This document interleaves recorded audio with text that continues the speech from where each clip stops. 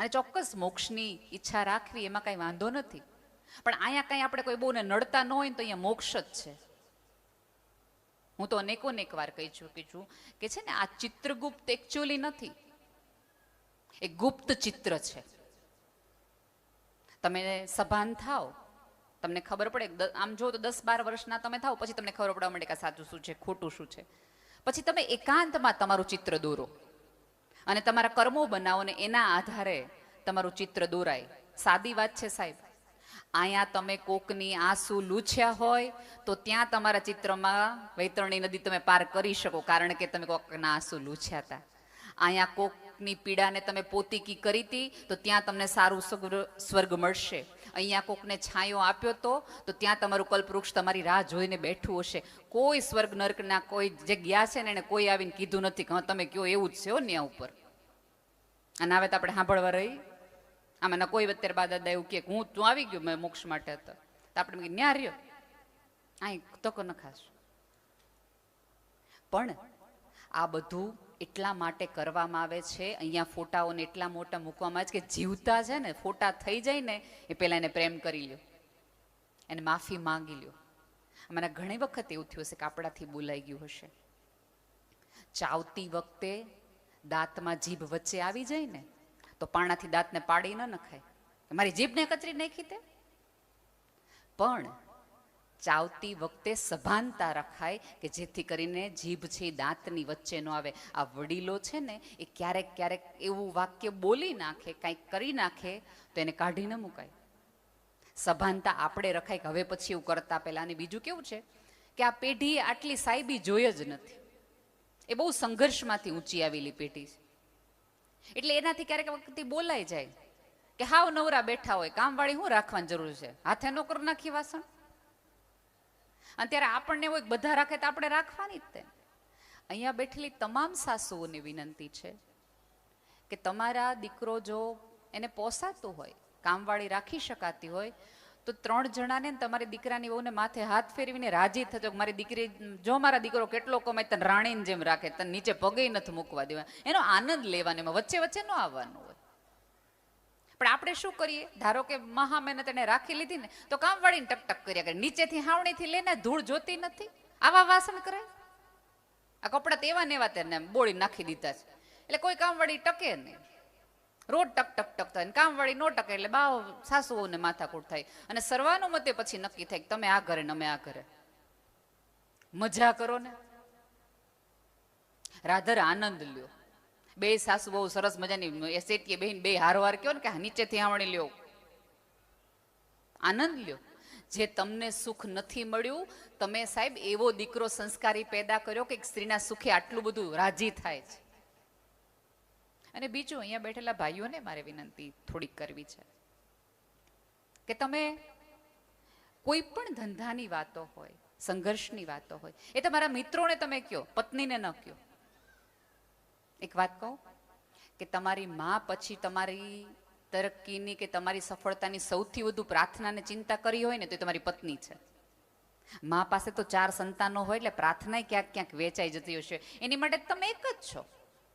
તમારી સફળતા માટે સૌથી વધુ રાજી થનાર સ્ત્રી હોય તો એ તમારી પત્ની છે. પણ આમાં ક્યારેક એવું બને કે તમારા કર્મચારીઓને ખબર હોય કે તમારું રોકાણ ક્યાં છે, તમે આર્થિક રીતે, પત્નીને કાંઈ ન ખબર હોય અને કંઈક પૂછે સહી કરાવતી વખતે કે આમાં હેમે તમે મને સહી કરાવો, તો આમ કે છૂટાછેડા નથી દેતો, ચૂપચાપ સહી કરી નાખ. એને ખબર છે કે તમે ન દઈ શકો કારણ કે તમને હાલે એમ નથી, એના વગર માંડ મળ્યું નહીં. ક્યારેક પાસે બેસાડીને બધી વાત કરો કે અહીંયા આટલા, આને આટલા દેવાના, આને આટલા લેવાના. એવા કેટલાય લોકો છે કે આ પૃથ્વી પરથી જાય પછી એનું શું છે ને કોઈને ખબર ન હોય, પછી પાછળવાળા મજા કરે.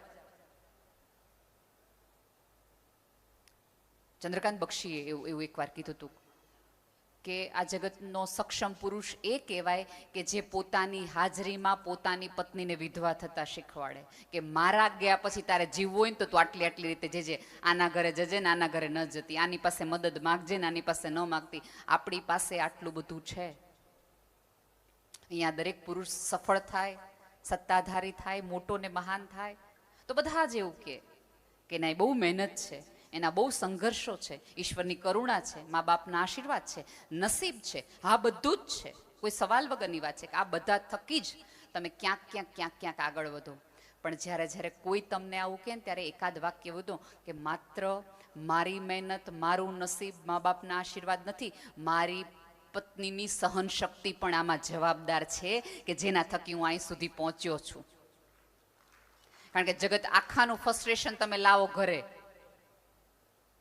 ત્યાં તમે હાજી સર, ઓજી સર, બરાબર થઈ જશે, ચિંતા ન કરતા, ભલામણ ચિંતા ન કરતા. અને ઘરે આવીને તમે ફ્રસ્ટ્રેશન કાઢવાના છે. સાહેબ, તમે તમારી પીક અવર્સમાં, જિંદગીના સારામાં સારા દિવસોની અંદર તમારા ધંધાના અર્થે બારગામ રહ્યા, એ સ્ત્રી ઘર ઓઢીને બેઠી રહીને ત્યારે તમે આટલું ઉડી શક્યા આકાશમાં. એક શ્રદ્ધા સાથે ઘરની માર ચિંતા નથી કરવાની. અને આમાંની કોઈ પણ સ્ત્રી ક્યાંય પણ મોટી ને મહાન થઈ જાય ને તો એને ઘરે 5:30 હું રસોઈ કરવી એની પેલી ચિંતા વગાડવી જ પડે. અને પછી આપણે એમ એને કેટલા બધા કામવાળા છે, એને ક્યાં જરૂર, પણ કામવાળાને કેવું તો ખરું ને કે આજે આ બનાવજે, આજે ઓલું બનાવજે, કે આજે આ કરજે. ખબર નહીં જગતમાં સ્ત્રીઓ સુખી થાય તો જગત આખાને આટલો બધો વાંધો શું છે? થોડીક તૈયાર થાય તો કે બહુ તૈયાર થઈને જ ફરતી હોય, થોડીક જાડી થાય તો બહુ જાડી થઈ ગઈ, શરીર ઉતારે તો બહુ દુબળી થઈ ગઈ, સાડી પહેરે તો કે ડ્રેસ કા ન પહેરો, ડ્રેસ પહેરે તો કા સાડી ન પહેરી, ડાબી બાજુ છોડો નાખે કા જમણી બાજુ નાખ્યો. આખા જગતનું જાણે કામ જ એક જ હોય કે સ્ત્રી કેવી લાગવી જોઈએ. સ્ત્રીની અંદર શું ચાલે છે એના તરફ કોઈનું ધ્યાન જ નથી જતું. પુરુષનું ન જાય સમજી શકાય, પણ એની બાજુમાં બેઠેલી સ્ત્રીનું ન જાય. તમારી જેઠાણી મજામાં નથી એ ધ્યાન જો દેરાણીને ન જાય ને તો તમારું સ્ત્રી પત્નામાં તમારે થોડીક શંકા કરવી જોઈએ. તમારી જેઠાણી રોજ સરસ તૈયાર થતી હોય અને એકાદ વખત તમે સાથે જવાના હો અને કંઈક સારું પહેરીને ન આવે તો તમારા મનમાં પહેલો વિચાર એવો છે કે ભાભીને એવું શું થયું હશે. પણ આપણે તો 4 જણને કહીએ એ વાત છે મોઢું બગાડેલા. કોક એમ કે ને કેમ આ તમારે જેઠાણી નવી સાડી, એ વાત છે સારું કઈક હોય ને ત્યારે જ મોઢું બગાડીને ફેરતા હોય ખૂણામાં. કયો ને રાધર, તમે એની પાસે જઈ એને થોડા મોટિવેટ કરો, એને પૂછો કે કઈ તકલીફ થઈ છે, એને સારી સાડી પહેરવામાં મદદ કરો. કેમ એવું કરો છો? ખોટી એવી દલીલોમાં માનતા જ નહીં કે ભાઈઓના હિસાબે તમે દુઃખી છો. ક્યારેક આપણે આપણી વૃત્તિના કારણે દુઃખી છીએ. અત્યારે એવા કઈ ભાઈઓ ખાસ નડતા નથી. હા, હું એટલું ચોક્કસ ભાઈઓને કહીશ કે જ્યારે મેં કીધું એમ કે તમારા સંઘર્ષની વાત થતી હોય ત્યારે થોડીક વાત છે એ પત્નીને પણ આપજો. અને આમાં કેવું છે કે દરેક વ્યક્તિ એવું ઈચ્છે ખરી કે અમારે કેવી દીકરાની વહુ જોઈએ છે કે જે મારા મમ્મી પપ્પાને, માતા પિતા માને, મારા ઘરને પોતાનું ઘર ગણે, મારા રીત રિવાજોને પોતાના રીત રિવાજો ગમે. સારી વાત છે કે સ્ત્રી આવી અને તમારા મમ્મી પપ્પાને એના મમ્મી પપ્પા ગણવા માંડે. પણ આની આ વસ્તુ ભાઈઓ પોતાના સાસુ સસરાને માતા પિતા ગણવા માંડે તો દરેક સાસુને તકલીફ થઈ જાય. આ જોતો ખરો ને, ત્યાં તો સાસુને મૂકવા એલો લે. તમને મંદિરે લઈ જાય, તમને હોસ્પિટલ લઈ જાય તો એમ થાય કે વાહ આપણું પૂન છે, હો મેં કર્યું હતું ને, મારા સાસુનું કર્યું હતું એટલા માટે મને આ મળ્યું. હવે એનો એ તમારો દીકરો એની સાસુ માટે કંઈક 2-3 વસ્તુ કરે તો આપણને કેમ એટલી તકલીફ પડે છે. ત્યાંય તમારે એ જ ફિલોસોફી રાખવી જોઈએ કે આ માતા પિતા આ માતા પિતા, રાજી થાવ, ગર્વથી કયો પોતાની જાતને અને પોતાની પત્નીને કે મેં એવો સંસ્કારી દીકરો પેદા કર્યો છે કે જે અન્યના મા બાપને પણ પોતાના મા બાપ તરીકે રાખી શકે એવા સંસ્કાર મેં એનામાં રચ્યા છે. પણ આપણે આપણું ધ્યાન આ તરફ જાય જ નહીં, આપણે ચશ્મા એ તરફ જોવા જાય જ નહીં. કેમ આટલા બધા પોતાનાઓથી તમે થાકેલા ને હારેલા છો? આ જગત આમ જુઓ ને તો ભણકારાનું જગત છે. બધા મજામાં લાગે, બધા રાજી લાગે, પણ કોઈને ખૂણામાં બેસાડો ને થોડીક વાર માટે ને પૂછો ને કે કંઈક છે તકલીફ તો દરેકને રડી લેવું છે. અહીંયા આ પૃથ્વી પર દરેક વ્યક્તિ એક ખોળો ને ખભો ગોતે છે કે જેને કહી શકાય કે આજ મજા નથી આવતી, આજ મૂડ નથી. બધું હોવા છતાં પણ કોઈક વસ્તુ એવી છે કે જે તમને આનંદ નથી આપતો. મજા માટે જીવશો તો થાકશો, આનંદ માટે જીવશો ને તો કંઈક કશુંક પામશો. અને આમાં કેવું છે, એક વખત સોનીની દુકાન અને લુહારની દુકાન એકબીજાની સામસામેની દુકાન હતી. જેવું લોખંડની લુહારની દુકાને પહેલો ઘા પડ્યો હથોડી પરનો મોટો, એ લોખંડનો ટુકડો ચીસ પાડીને સોનીની દુકાનમાં જઈને પડ્યો. ત્યારે સોનું પીગળી રહ્યું હતું. ત્યારે સોનાએ પીગળીને ઓલા લોખંડના ટુકડાને કીધું કે બસ આટલી વારમાં એક નાનો એવો ઘા પડ્યો, કેટલી તે રાડ નાખી, ત્યાંથી છટકીને અહીંયા બાજુ આવતો રહ્યો. તું મને જો, મને તે તાપે છે, મારે છે, મારા પર વાગે છે, ઓગાળે છે, તેમ છતાંય મારામાંથી ચીસ નીકળે છે.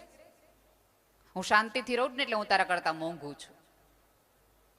ત્યારે લોખંડના ટુકડાએ સોનાના ટુકડાને એવું કીધું હતું કે તને જે સોનું તારા ઉપર છે ને, એ સાણસી લોખંડની છે, એરણે લોખંડનું છે, આગે કોકની છે. મને જે મારે છે ને, એમ રાખેલી એરણ એ લોખંડની છે. મને જેને ઝીલી રાખી છે કસકાવીને, એ સાણસી એ લોખંડની છે. ને હથોડીનો જે ઘા મારે છે ને, એ લોખંડનો છે. મને મારા મારે છે ને એટલાથી મને રડે, તને પારકા મારે છે એટલે તારાથી ચીસ નો નીકળે. પોતાના ઘા મારે ને ત્યારે તો રાડું નીકળી જ જાય. પારકાઓના ઘાથી આપણને બહુ ફરક ન પડે, પણ પોતાની વ્યક્તિ તમને કશું કહી જાય ને ત્યારે માણસ અંદરથી તૂટી જાય, પછી ઊભું થવું અઘરું પડે. બહારના ઘા તો તમે ઝીલીને આવી શકો, કારણ કે તમે બખ્તર પહેરીને ગયા હો, પણ ઘરમાં તો તમે બખ્તર વાળા વગર ના હો ને, કારણ કે તમે ઘરમાં છો. એ ઢાલ બનવા માટે જીભ ઉપર થોડી મીઠાશ રાખો, થોડી હળવાશની વાતો કરવાની રાખો. હવે બિનજરૂરી રીતે આપણે બધા ગંભીર બહુ થઈ ગયા છે, કાંઈ કારણ વગર.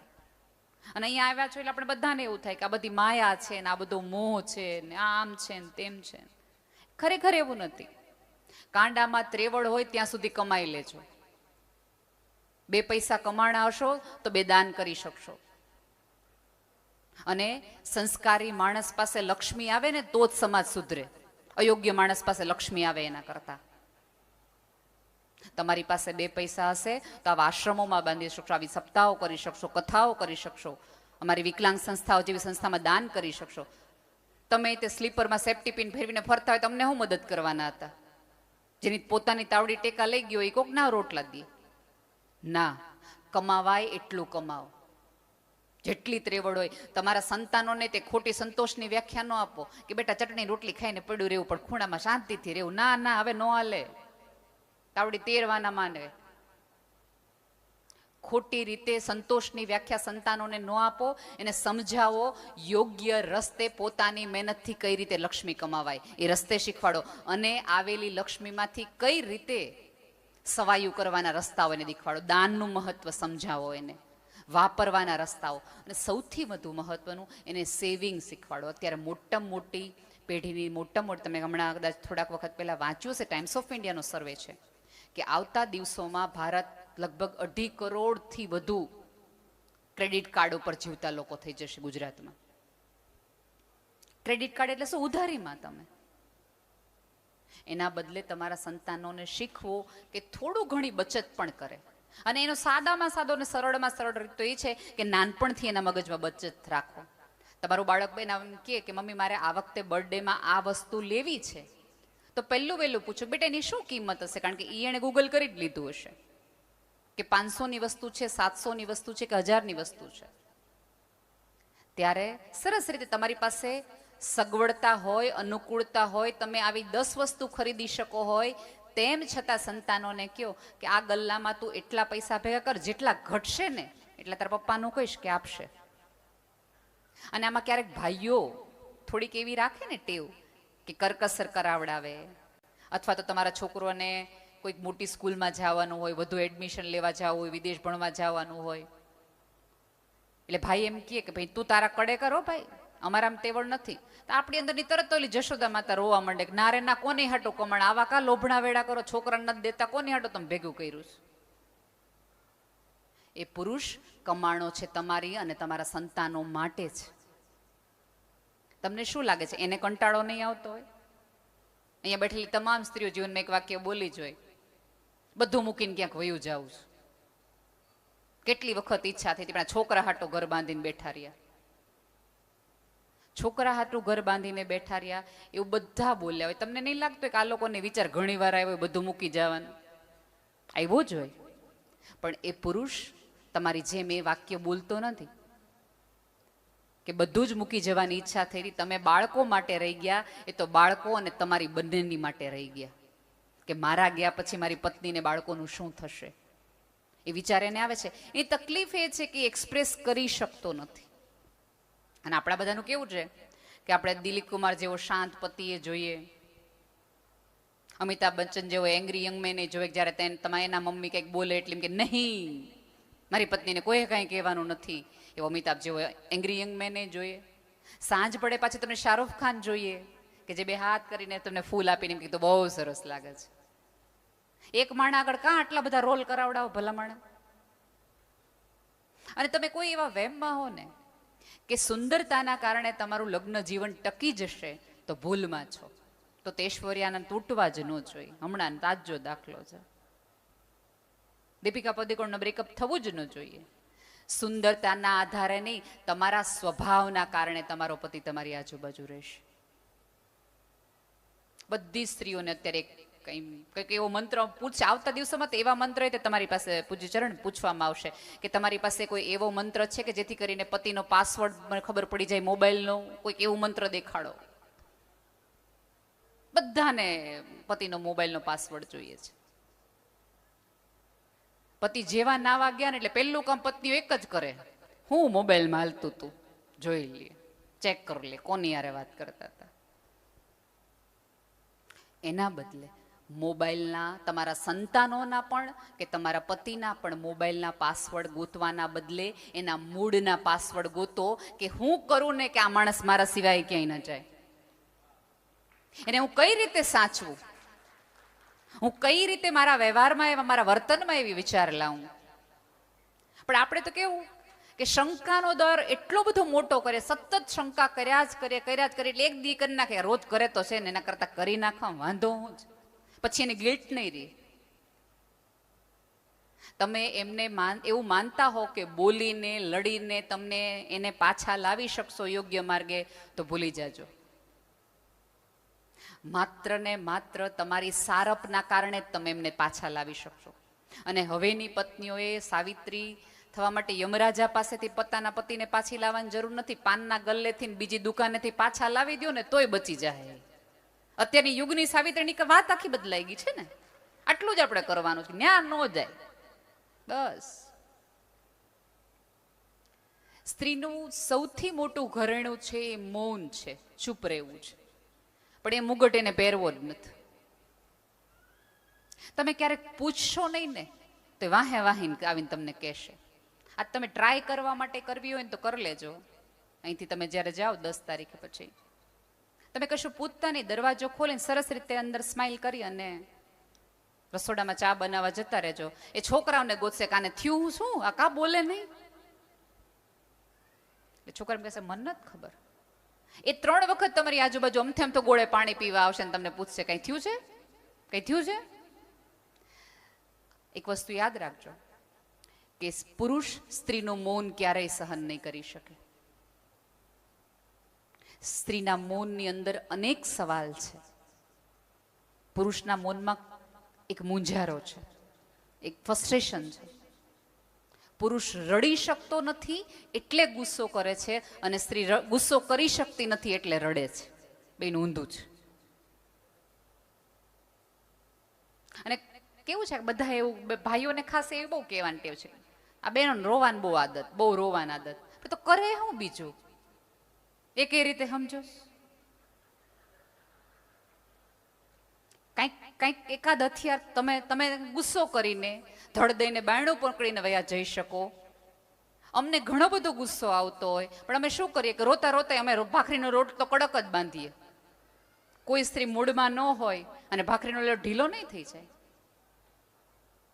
એને બહાર વયું જવું હોય, એને બાયણું બંધ કરી દેવું હોય, પણ એને તરત ઘડિયાળ દેખાય, તમારા જ મમ્મી પપ્પાની ડાયાબિટીસ દેખાય કે હમણાં આને જમવા નહીં આવો તો આનો શુગર લો થઈ જશે. છોકરાઓ હમણાં રમી આવી અને માગશે. પોતાના કામની અંદર અને બહેનોને વિનંતી છે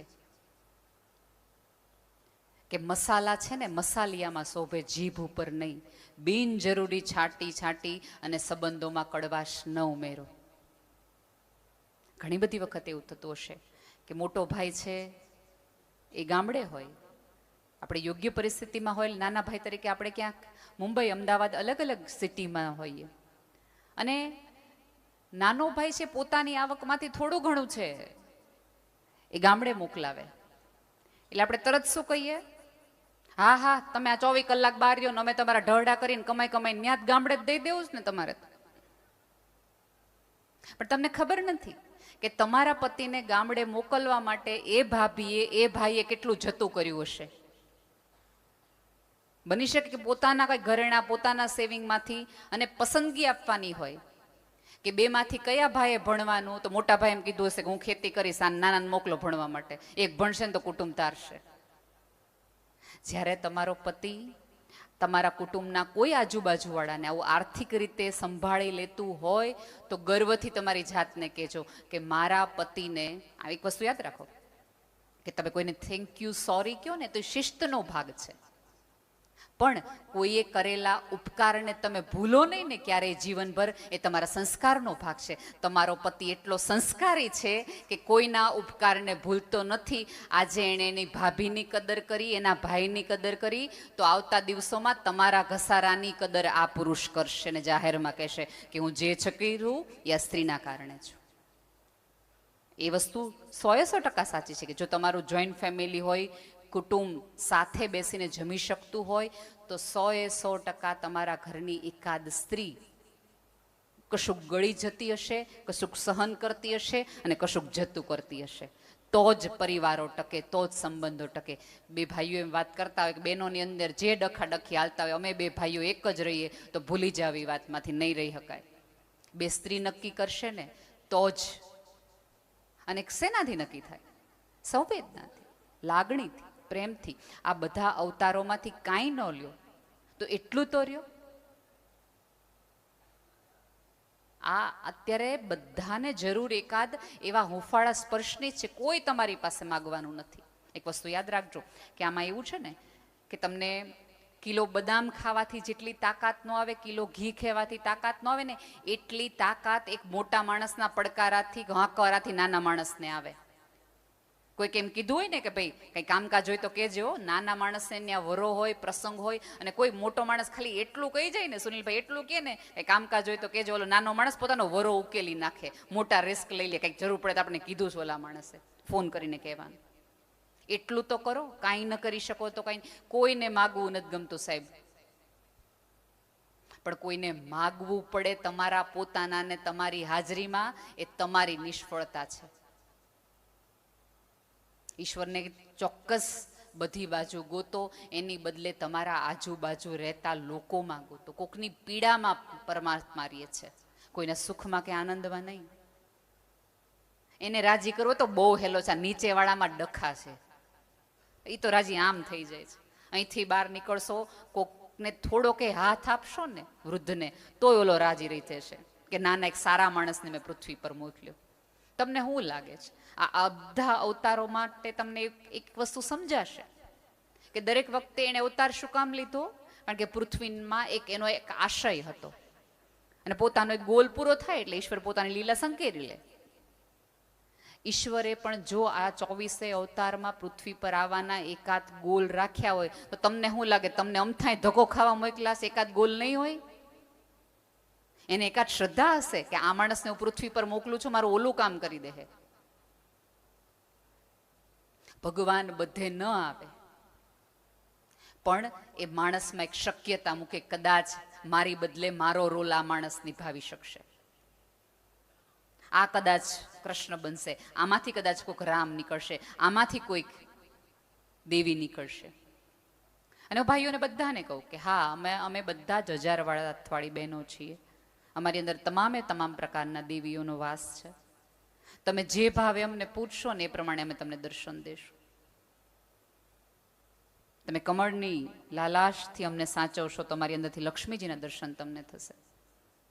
તમે સારી વાણીથી, વિચારથી અમને વર્તન કરશો તો અમારી અંદર તમને સરસ્વતીનો વાસ થશે. અને તમે જો રૌદ્ર સ્વરૂપ દેખાડશો, તમારી અંદર દુર્ગા અને મહાકાળી બંને છે, અમે તમને એ પ્રમાણે દર્શન આપશું. જે પ્રકારની પૂજા કરશો એ પ્રકારનું અમારું સ્વરૂપનું તમને દર્શન થશે. એટલે જે જોતું હોય એ પ્રમાણે પૂજાના અર્થમાં કરજો. વાત અને કથા કાંઈ બહુ લાંબી નથી. આખી પૃથ્વી ગોળ છે એવું બધા જ કહે છે, પણ કેન્દ્રમાં તમે કોને રાખો છો ને એના આધારે તમારી વર્તુળની પ્રદક્ષિણા. આપણી સભ્યતા તો ગોળ ગોળ ફરવાની નહીં, પ્રદક્ષિણાની પરંપરા છે. કે અહીંથી આટલો ફરશો ને તો કેન્દ્રમાં બેઠો ઓલો રામ રાજી થશે, ઓલો શંકર રાજી થશે, ઓલો કૃષ્ણ રાજી થશે. આપણા શાસ્ત્રોએ આપણે કેવી સરસ વાતો કરી છે, આપણને કીધું. અને આ આખી આમ જોઈએ તો પરિવારોની કથા છે, પણ આપણને કોઈ રીતે એવી રીતે કોઈ સમજાવતું નથી. પૂજ્ય મોરારી બાપુ એમણે બહુ જ સરસ આ બધી વાતો કરી હતી.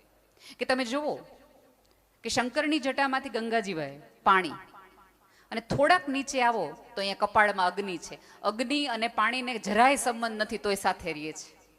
વેરભાવ છે ને બંને વચ્ચે. એમની જટામાં ચંદ્ર એટલે અમૃત છે, અને ગળામાં ઝેર છે. અમૃત અને વેર તેમ છતાં એક શરીરમાં સાથે રહીએ છે. શંકર ભગવાન છે એ નંદી રાખે, અને માં છે એ વાઘની સવારી. એ બે વચ્ચે વેર છે.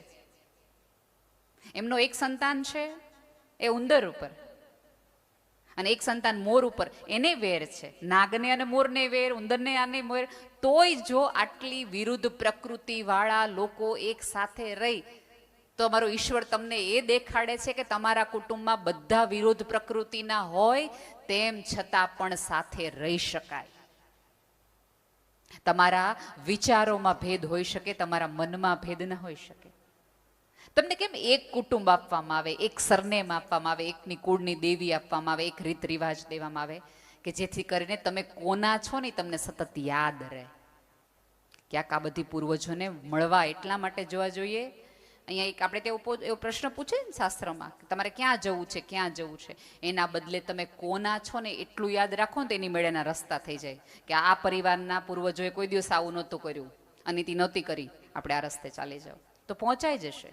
હજી કહું છું કે ઈશ્વરને રાજી કરવો જરાય અઘરો નથી નીચેવાળાને રાજી કરવામાં. અને બધા એક તરીકે એવું વાક્ય કહે છે કે બધાને રાજી તમે કરી જ ન શકો, કોઈ દી બધાને સુખી કરી જ ન શકો.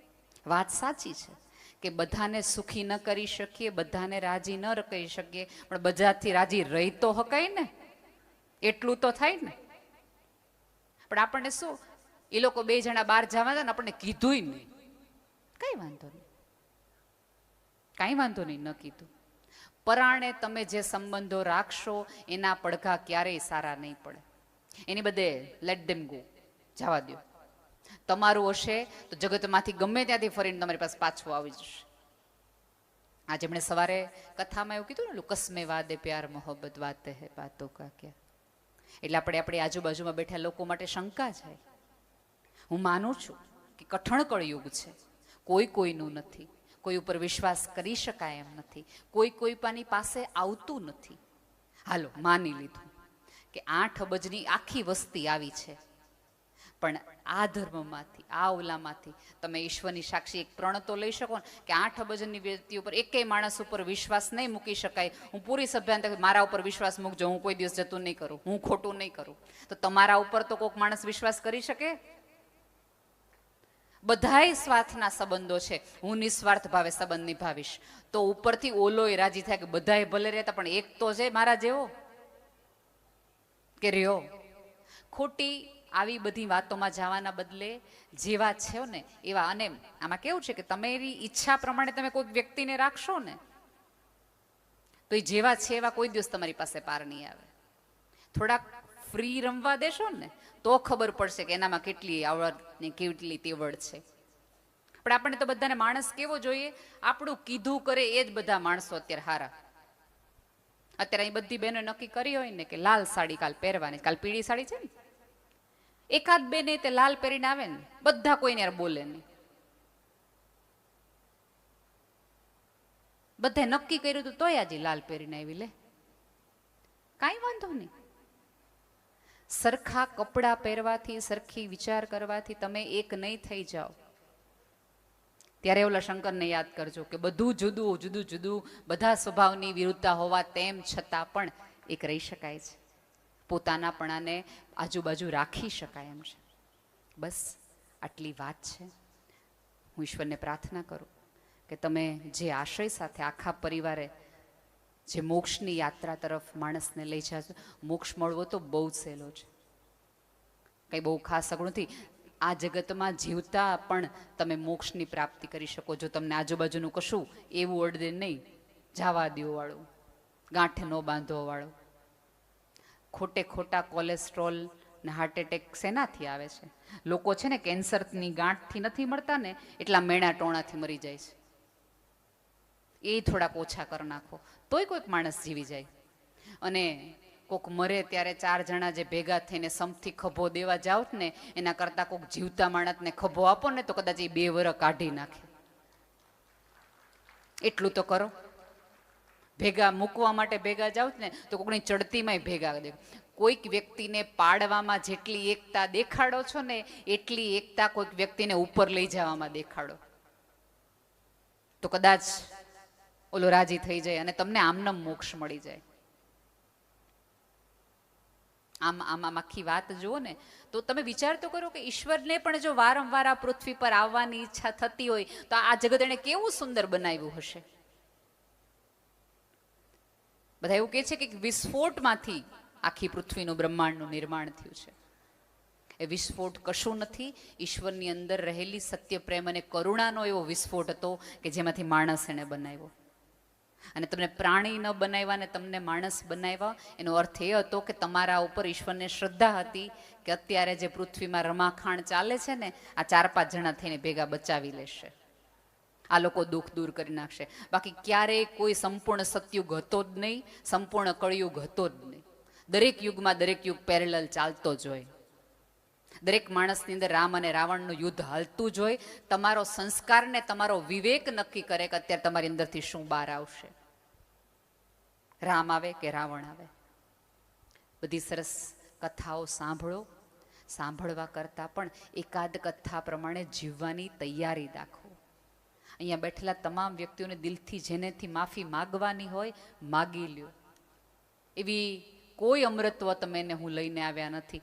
આપણે કોઈના મર્યા પછી રોઈએ છીએ જ એટલા માટે કે આપણે વ્યક્તિને જેટલો પ્રેમ કરવો તો એટલો કરી ન શક્યા, એ વ્યક્તિને જેટલી માફી માગવી હતી એ આપી ન શક્યા. એટલા માટે ઈશ્વરને પ્રાર્થના કરું કે તમે એકબીજાને સમજતા થઈ જાઓ, માણસમાં પરમ જોઈ શકો એવી દિવ્ય ચેતના આપ સૌને મળે.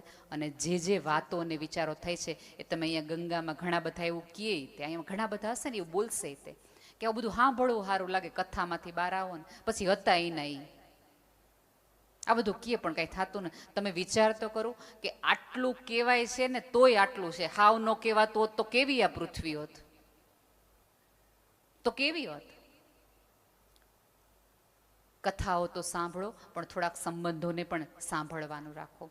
જે લોકો બોલી શકતા નથી એની તરફે કાન દઈને એની આંખોને વાંચવાનું રાખો. હું અનેક વાર કહી ચૂકી છું કે તમને અહીંયા બેઠેલા અક્ષરો તમને વાંચતા આવડે ને તો તમે સાક્ષર કહેવાઓ કે હા તમે વાંચતા લખતા આવડે છે કારણ કે તમે ભણેલા છો. પણ તમને જે દિવસે કાળા અક્ષરની સાથે કાળી આંખના મૂંઝારા વાંચતા આવડે ને ત્યારે તમે માણસ કહેવાઓ. તમે મૂંઝારા વાંચતા શીખી જાઓ, એવું જ્ઞાન તમને આ ગંગાની સાક્ષી મળે અને એવો પરમ તમારી અંદર ઉતરે એવી પ્રાર્થના. ધન્યવાદ.